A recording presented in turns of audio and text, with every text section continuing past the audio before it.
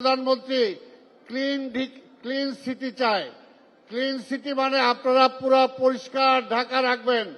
পুরা পরিষ্কার ঢাকা আপনারা পারবেন ইনশাল্লাহ। আমাদের এটা শপথ নিতে হবে যে আমরা করব এবং সেটা সম্ভব ইনশাল্লাহ। আপনাদের সাথে আমি আছি।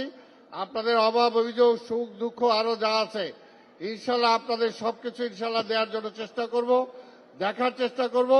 শুধু ঢাকা শহরটাকে আমরা বসবাসযোগ্য রাখতে চাই, কারণ পরিষ্কার না হলে মশা আসে। পরিষ্কার না আসলে বাইরের মানুষ বলে নাকে রুমাল দিয়ে চলতে হয়। তো সেই কাজটা আপনারা করেন, সবচেয়ে কষ্টের কাজটা আপনারা করেন এবং কষ্টের কাজ করেন বলেই দেখেন মাননীয় প্রধানমন্ত্রীর চোখে কিন্তু আপনারা পড়ছেন। আপনাদেরকে প্রথম উনি বিশেষভাবে পুরস্কৃত করছে।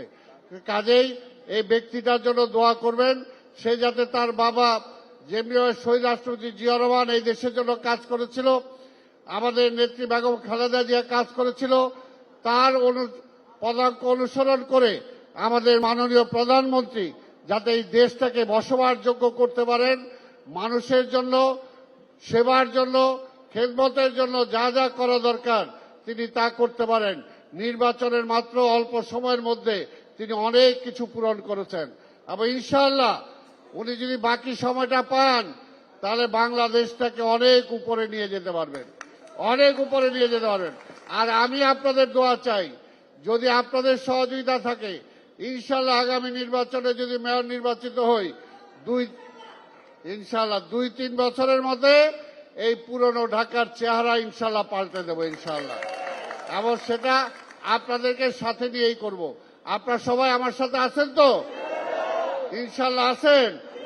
তারেক রহমান সাহেবের সাথে আছেন ইনশাআল্লাহ। তা আপনাদের সবাইকে ধন্যবাদ। উনি এখনই আবার ডাকছেন, আমাকে এখনই যেতে হবে।